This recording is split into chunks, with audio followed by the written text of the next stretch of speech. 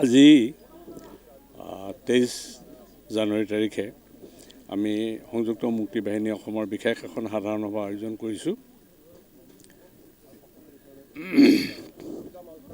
আৰু এই সভাতে আজি আমি যেটো সন্তান জন্ম দিছিলোঁ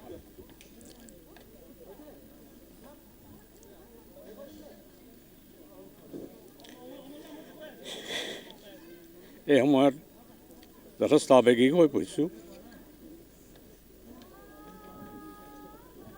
আমি জন্ম দিয়া এই সংগঠনটোকে আজি ভংগ কৰিবলৈ গৈছোঁ ভংগ কৰাৰ এটা সিদ্ধান্ত গ্ৰহণ কৰা হ'ব তাৰ বাবে যথেষ্ট আৱেগিক হৈ পৰিছোঁ বিগত দিনত সংযুক্ত মুক্তি বাহিনী অসমৰ ৰাইজক কি দিব পাৰিলোঁ কি দিব নোৱাৰিলোঁ সেইটো ৰাইজে নিৰ্ণয় কৰিব আমি চেষ্টা কৰিছিলোঁ যিমানখিনি পাৰোঁ অন্তঃকৰণে খাটিছিলোঁ জাতিটোৰ বাবে দেশৰ বাবে কিবা এটা আজৰি আনিবৰ বাবে কিন্তু আমি অন্তিম লক্ষ্যত উপনীত হ'ব নোৱাৰিলোঁ যদিও যিখিনি পাইছোঁ এয়ে যথেষ্ট বুলি আমি অন্ততঃ অসমৰ খিলঞ্জীয়া জাতি জনগোষ্ঠীসমূহক কিছু ৰক্ষণাবেক্ষণ দিয়াত কিছু হ'লেও সক্ষম হৈছোঁ বুলি ভাবিছোঁ আৰু অন্যান্য দিশতো কেইটামান দফা আছে তাতেই সেই দফাকেইটাৰ জৰিয়তে অসমৰ মানচিত্ৰখন ভৱিষ্যতৰ কাৰণে যাতে সুৰক্ষিত হয় ভূমিৰ অধিকাৰো কিছু হ'লেও যাতে সুৰক্ষিত হয় সেইখিনি সন্নিৱিষ্ট হৈছে আৰু সেইটো কাৰণেই আমি যোৱা 29 ডিচেম্বৰ তাৰিখে যি চুক্তি স্বাক্ষৰ কৰিলোঁ ভাৰত চৰকাৰ অসম চৰকাৰৰ সৈতে তাৰ বাবে আমি যথেষ্টখিনি সন্তুষ্ট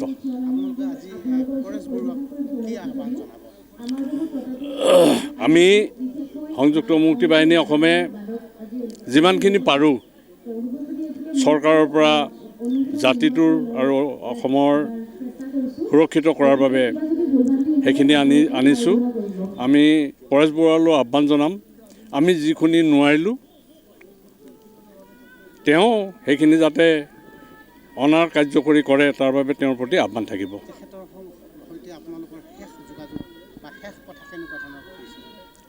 তেখেতৰ লগত ইতিবাচক দিশতেই আলোচনা কথা হৈ আছে মই কেইদিনমান আগেও তেওঁৰ লগত তেওঁ টেলিফোন কৰিছিল তেওঁৰ লগত কথাখিনি পাতিছোঁ আৰু তেওঁ মানসিকতা ইতিবাচকেই আৰু এই ইতিবাচক দিশত আগবাঢ়ি থাকিলে তেওঁ চিন্তা চেতনাৰে আগবঢ়াই গ'লে অসমৰ আৰু উন্নতি হ'ব বুলি মই আশাবাদী আপোনালোক যিহেতু আলফাত আছিলে আপোনাৰ এটি অতীতৰ কথা সুধিব বিচাৰিছোঁ আৰক্ষী নহয় সেনাবাহিনী আৰু আপোনালোকৰ লগত মাজত সংঘৰ্ষ হৈছিলে তেনেকুৱা আপোনাৰ ক্ষেত্ৰতো কিবা হৈছিলে নেকি নহয় চাওক এতিয়া এটা কথা মইতো পলিটিকেলি আছিলোঁ এইবিলাক হীৰা সৰণীয়াই উত্থাপন কৰা প্ৰশ্ন কাৰণ কথাটো হ'ল কি মই পলিটিকেলি আছিলোঁ আন্তৰ্জাতিক পৰ্যায়ত যোগাযোগ কৰিছিলোঁ এইবিলাক ক্ষেত্ৰত মই আৰু অস্ত্ৰ লৈ পেলাই যুদ্ধ কৰিবলৈ যোৱা নাছিলোঁ সেইবিলাক প্ৰশ্ন এতিয়া নাহে আৰু এটা কথা সুধিছোঁ যোৱা কেইদিনমান আগতে মঙলদ প্ৰেছ ক্লাবত প্ৰাক্তন সমন্বয়ৰক্ষী আলফাই তেওঁলোকে বহুতকেইটা দাবী আপত্তি কৰিছে যেনে তেওঁলোকৰ চিকিৎসা হোৱা আন বহুত ধৰণৰ ডিমাণ্ড কৰিছে তেনেকৈ আপোনালোকে কাৰণ চাওক তেওঁলোক সেই 92 চনতে গুচি আহিলে 92 চনৰ পৰা আজি কিমান হ'লগৈ 31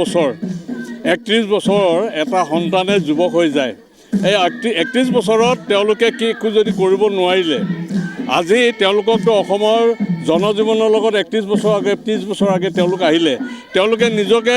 আত্মসংস্থাপনৰ ব্যৱস্থা কিয় কৰিব নোৱাৰিলে এতিয়াতো আমাক জগৰীয়া কৰি থাকিলে নহ'ব তেওঁলোকে 31 বছৰ আগে আহি নিজকে আত্মপ্ৰতিষ্ঠা কৰিব পাৰিব লাগিছিলে এতিয়া আনক জগৰীয়া কৰি থাকিলেও লাভ নাই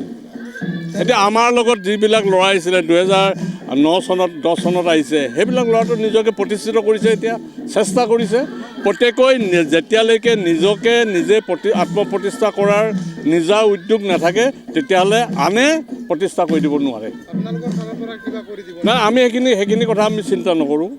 কাৰণ আমাৰ যিখিনি সদস্য আছে সেইখিনিৰ কাৰণে আমি লাগিম গতিকে আমি পূৰ্বে যিসকল আহিছে সেইসকলৰ কাৰণে আমি চিন্তা নকৰোঁ। আৰু যদি কিছুমান প্ৰজেক্ট থাকে, যদি সেই প্ৰজেক্টত তেওঁলোকে সুবিধা ল'ব পাৰে, সেইটো তেওঁলোকৰ যোগ্যতাৰ ওপৰত, মেধা আৰু যোগ্যতাৰ ওপৰত নিৰ্ভৰ কৰিব।